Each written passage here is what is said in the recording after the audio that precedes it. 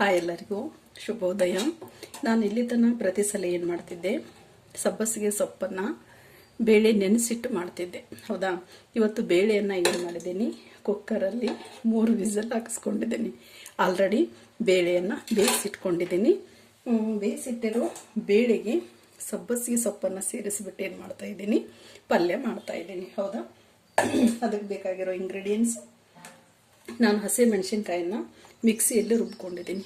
ಹಸಿ ಮೆಣಸಿನ್ಕಾಯಿ ಮಿಕ್ಸಿಯಲ್ಲಿ ರುಬ್ಬಿರೋದ್ರಿಂದ ಬರೀ ಈರುಳ್ಳಿ, ಕರಿಬೇವು ಮತ್ತು ಹೋಳಿಗೆ 1 ಟೊಮೊಟೊ ಹಣ್ಣನ್ನು ಏನು ಮಾಡಿದ್ದೀನಿ, ಹೆಚ್ಚಿಟ್ಕೊಂಡಿದ್ದೀನಿ. ಈಗ ಮಾಡೋ ವಿಧಾನ ನೋಡೋಣ. ಗ್ಯಾಸ್ ಮೇಲೆ ಬಾಣಲೆ ಕಾಯ್ಲಿಕ್ಕೆ ಇಟ್ಟಿದ್ದೀನಿ. ಎಣ್ಣೆ ಕಾದಿದೆ. ಇವಾಗ ಏನು ಮಾಡ್ತಾಯಿದ್ದೀನಿ, ನಾವು ಎತ್ತಿಟ್ಕೊಂಡಿರೋ ಸಾಸಿವೆ ಮತ್ತು ಜೀರಿಗೆಯನ್ನು ಇಲ್ಲೇ ಸೇರಿಸ್ತಾ ಇದ್ದೀನಿ. ಸಾಸಿವೆ ಜೀರಿಗೆ ಚಟಪಟ ಅಂತ ಸಿಡಿದ ಮೇಲೆ ನಾವು ಹೆಚ್ಚಿಟ್ಕೊಂಡಿರೋ ಕರಿಬೇವನ್ನ ಸೇರಿಸಿದೆ. ಈರುಳ್ಳಿ ಸ್ವಲ್ಪ ಕಲರ್ ಚೇಂಜ್ ಆಗೋ ತನಕ ಎಣ್ಣೆಯನ್ನು ನಾವೇನು ಮಾಡಬೇಕು, ಇದನ್ನು ಬಾಡಿಸ್ಕೋಬೇಕು.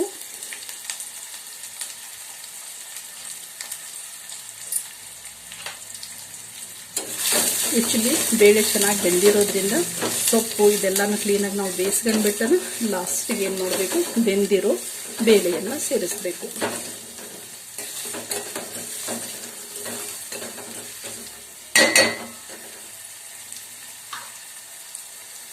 ಇವಾಗ ಇದಕ್ಕೆ ಏನು ಮಾಡ್ತಾ ಇದ್ದೀನಿ, ಹೆಚ್ಚಿಟ್ಕೊಂಡಿರೋ 1 ಟೊಮೊಟೊ ಹಣ್ಣನ್ನು ಇಲ್ಲಿ ಸೇರಿಸ್ತಾ ಇದ್ದೀನಿ. ಮತ್ತು ಹಸಿ ಮೆಣಸಿನ್ಕಾಯಿ ಏನು ಮಿಕ್ಸಿಯಲ್ಲಿ ರುಬ್ಬಿದ್ನಲ್ಲ ಅದನ್ನು ಸೇರಿಸ್ತಾ ಇದ್ದೀನಿ. ಇದನ್ನು ಮೆಣಸಿನ್ಕಾಯಿ ಹುರಿದಿದ್ದಿಲ್ಲ, ಹಾಗಾಗಿ ಇದು ಸ್ವಲ್ಪ ಹಸಿ ವಾಸನೆ ಹೋಗಲಿ ಅಂತೇಳಿ ಈಗ ಒಗ್ಗರಣೆಯಲ್ಲೇನ ಬೇಗ ಅದನ್ನು ಸೇರಿಸ್ತಾ ಇದ್ದೀನಿ. ಇವಾಗ ಇದನ್ನು ನೀಟಾಗಿ ಮಿಕ್ಸ್ ಮಾಡಿ 1-2 ನಿಮಿಷ ಲೋ ಫ್ಲೇಮಲ್ಲಿ ನಾವೇನು ಮಾಡಬೇಕು, ಬಾಡಿಸ್ಕೋಬೇಕು.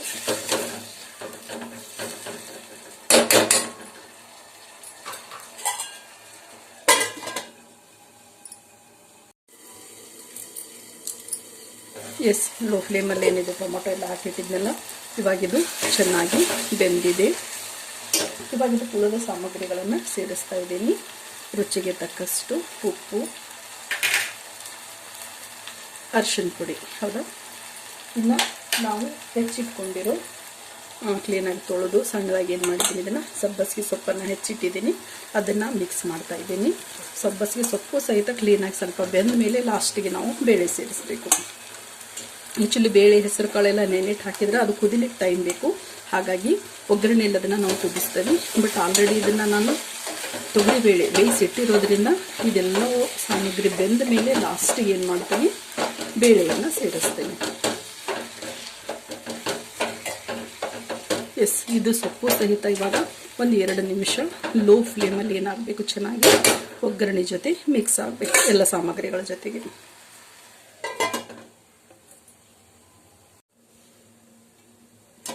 ಇದು ಸೊಪ್ಪು ಒಗ್ಗರಣೆಯಲ್ಲಿ ಏನಾಗಿದೆ, ಚೆನ್ನಾಗಿ ಹೊಂದ್ಕೊಂಡಿದೆ. ಹೌದಾ, ಒಂದು ಕುದಿ ಬಂದ ತಕ್ಷಣ ಅಷ್ಟೇ ಸಾಕು, 1-2-3 ನಿಮಿಷದಲ್ಲಿ. ಹೌದಾ, ಚೆನ್ನಾಗಿ ಸೊಪ್ಪು ಏನಾಗಿದೆ, ಬೆಂದಿದೆ. ಇವಾಗ ಲಾಸ್ಟಿಗೆ ನಾವು ಏನು ಮಾಡಬೇಕು, ಬೇಯಿಸಿಟ್ಕೊಂಡಿರೋ ಬೇಳೆಯನ್ನು, ತೊಗರಿ ಬೇಳೆಯನ್ನು ಸೇರಿಸ್ತಾ ಇದ್ದೀವಿ ನೋಡಿ. ಹೌದಾ,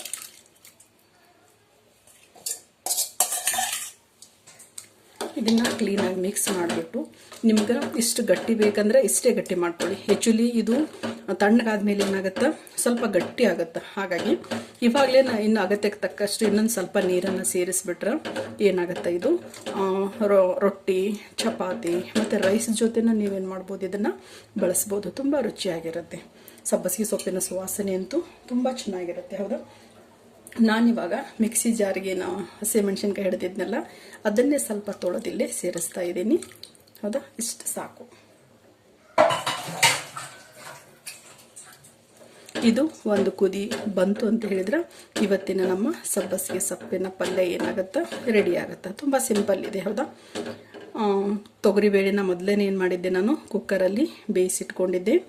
ಸೊಪ್ಪನ್ನು ತೊಳೆದು ಕ್ಲೀನಾಗಿ ಹೆಚ್ಚಿಟ್ಟಿದ್ದೆ. ಒಗ್ಗರಣೆಗೆ 1 ಈರುಳ್ಳಿ, ಕರಿಬೇವು ಅದು ಹಾಕಿ, ಟೊಮೊಟೊ ಹಣ್ಣು ಹಾಕಿ, ಅದು ಚೆನ್ನಾಗಿ ಬೆಂದ ಮೇಲೆ ಸೊಪ್ಪು ಹಾಕಿ, ಸೊಪ್ಪು ಸ್ವಲ್ಪ ಬಾಡಿದ ಮೇಲೆ ರುಚಿಗೆ ತಕ್ಕಷ್ಟು ಉಪ್ಪು, ಅರಿಶಿನ ಪುಡಿ, ಲಾಸ್ಟಿಗೆ ನಾವು ಬೇಯಿಸಿಟ್ಟಿರೋ ಬೇಳೆನ ಸೇರಿಸಿದ್ವಿ ಅಂತ ಹೇಳಿದ್ರೆ ಆರೋಗ್ಯಕರವಾದ ರುಚಿಕಟ್ಟಾದ ಸಬ್ಬಸಿಗೆ ಸೊಪ್ಪಿನ ಪಲ್ಯ ಏನಾಗುತ್ತೆ, ಇದು ಬೇಳೆ ಜೊತೆ ರೆಡಿ ಆಗುತ್ತೆ ಅಲ್ವಾ.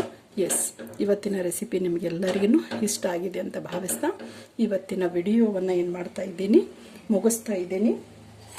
ನೋಡಿರುವ ತಮಗೆಲ್ಲರಿಗೂ ಧನ್ಯವಾದಗಳು.